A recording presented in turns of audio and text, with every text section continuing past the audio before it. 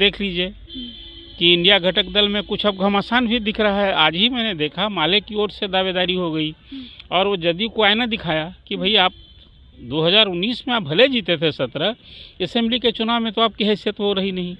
विधानसभा के चुनाव उसके बाद हुए 20 में और जदयू जो है तीसरी पार्टी हो गई, उनके 43 विधायक जीते।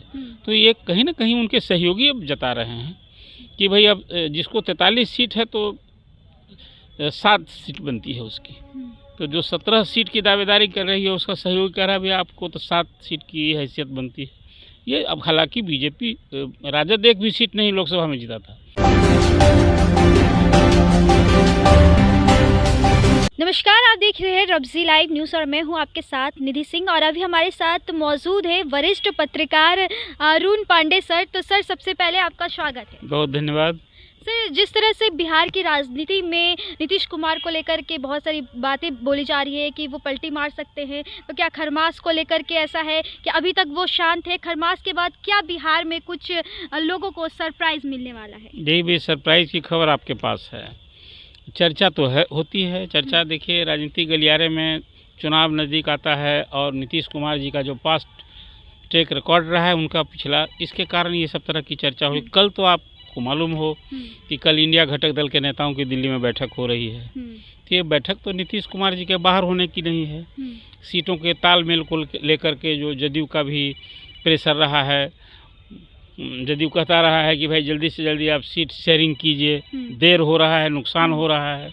और जदयू ने की ओर से 17 सीटों की खुले तौर पर दावेदारी होगी। भाई 17 सीट से कम हम लड़ेंगे नहीं, 16 हमारी जीती हुई सीट है और एक सीट हम जो 17वां सीट जो किशनगंज हम लड़े थे बीजेपी के साथ, वो लड़े थे। लगे हाथ आप देख लीजिए कि इंडिया घटक दल में कुछ अब घमासान भी दिख रहा है। आज ही मैंने देखा माले की ओर से दावेदारी हो गई और वो जदयू को आईना दिखाया कि भाई आप 2019 में आप भले जीते थे 17, असेंबली के चुनाव में तो आपकी हैसियत हो रही नहीं। विधानसभा के चुनाव उसके बाद हुए 20 में और जदयू जो है तीसरी पार्टी हो गई, उनके 43 विधायक जीते।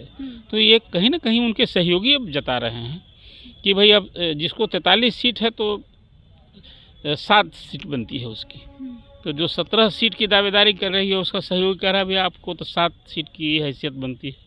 ये अब हालांकि बीजेपी राजद एक भी सीट नहीं लोकसभा में जीता था, लेकिन विधानसभा के चुनाव में उसको 79-80 सीट मिली थी, तो उसको 13-6-78 13 सीट की दावेदार बन रही है। तो कुल मिला जुला कर देखिए, कभी भी जब सीट का बंटवारा होता है ना, तो उसमें एक आधार होता है सीटिंग गेटिंग, फिर दूसरा आधार होता है उसके बाद जो असेंबली चुनाव हो उसके आधार पर सीटों का बंटवारा। तो कुल मिला जुला कर जो बैठक हो रही है तो एक कहीं लॉजिकल डिस्कशन होगा भी। तो सब जो इंडिया घटक दल में बिहार में एटलीस्ट जो दल है वो जितनी सीटों की दावेदारी हो गई, 57 सीट हो गई है, 10 सीट है 40, तो बंटना तो इसी 40 में है।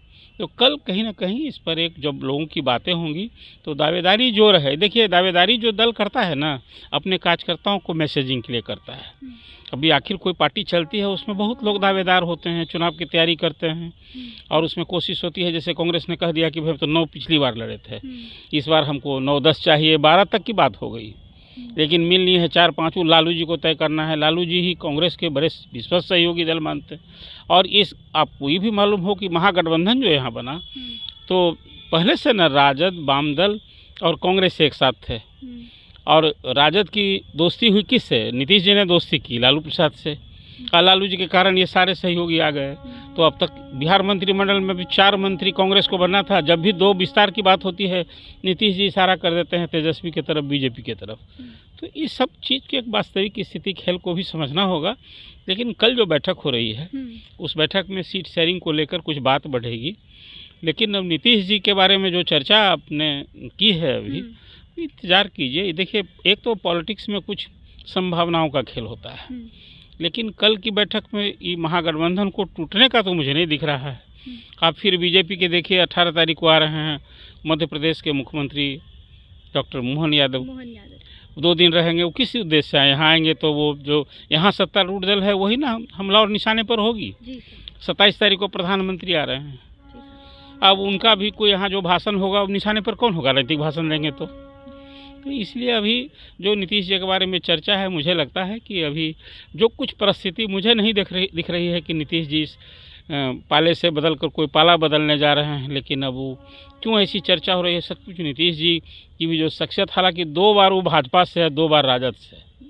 अभी तीसरी बार भी यदि ऐसा होगा जो आपकी सूचना है तो हम इनकार नहीं करेंगे, लेकिन फिलहाल कोई कहीं दूर तक कोई अभी मुझे उसका कारण, लक्षण और कोई वैसी राजनीतिक परिस्थिति नहीं दिख रही। लेकिन अब जदयू का जो तेवर है वो ये संकेत देता है कि वो अभी दबाव सहने को तैयार नहीं है। और एक बात बड़ा महत्वपूर्ण कह दिया है आज अशोक चौधरी ने, ट्वीट किया और कहा कि 17 तो मेरी दावेदारी है। लोगों को ये नहीं भूलना चाहिए कि नीतीश जी इस पाले में होते हैं वही बहुमत पाता है। तो बात तो सही है। अभी बिहार असेंबली में जो कंपोजिशन है तो नीतीश जी न हैं जो कभी इधर गए तो बीजेपी आज विपक्ष में बैठी है, और नीतीश जी जब बीजेपी के साथ आ गए थे तो राजद विपक्ष में था। तो नीतीश जी की तो ये खासियत है ही, संख्या बल असेंबली में जोर है।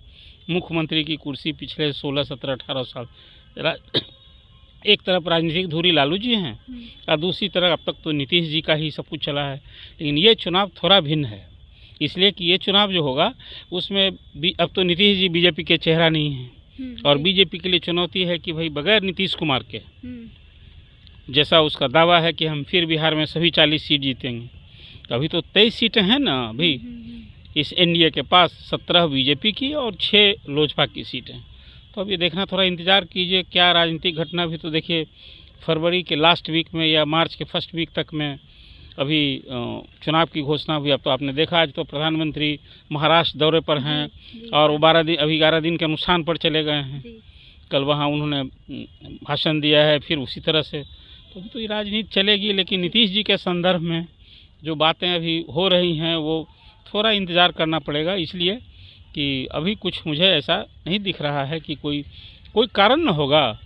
कोई कारण पिछली बार तो तेजस्वी का कारण बने थे कि तेजस्वी को सीबीआई उस केस में 4 सीटेड हो गए, सफाई मांग रहे थे और पाला बदल लिए। अब देखिए तेजस्वी 4 सीटेड हो गए सीबीआई की केस में, ईडी ने सम्मन देख रखता है तो अभी सरकार में साथ हैं।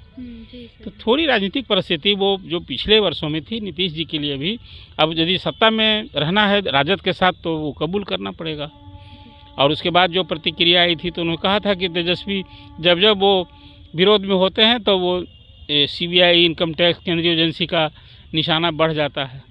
कुल मिला जुला कर जितनी बातें हो गई हैं ना, खासकर वो फिर आपसे पहली बार ये बात कह रहा हूँ कि बीजेपी का रुख क्या था। इसी असेंबली में नीतीश कुमार ने जब यौन शिक्षा पर कुछ अपने निराला ज्ञान दिया, जी सर। फिर उसने वो पूर्व मुख्यमंत्री जीतन मांझी पर, मैं उसे अशिष्ट टिप्पणी मानता हूँ। एक पूर्व मुख्यमंत्री पर नीतीश कुमार की जो भी नाराज़गी रही होगी, लेकिन जिस ढंग की बातें उन्होंने की नहीं करना चाहिए था।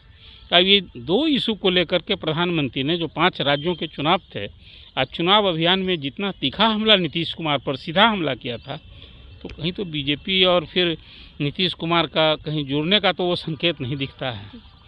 ये स्थिति में जी बहुत बहुत धन्यवाद सर। तो अब देखना ये होगा कि खरमास खत्म होने के बाद क्या कुछ लोगों को सरप्राइज़ मिलता है। तो ऐसे ही खबरों के साथ बने रहे हमारे चैनल रब्ज़ी लाइव न्यूज़ के साथ। धन्यवाद।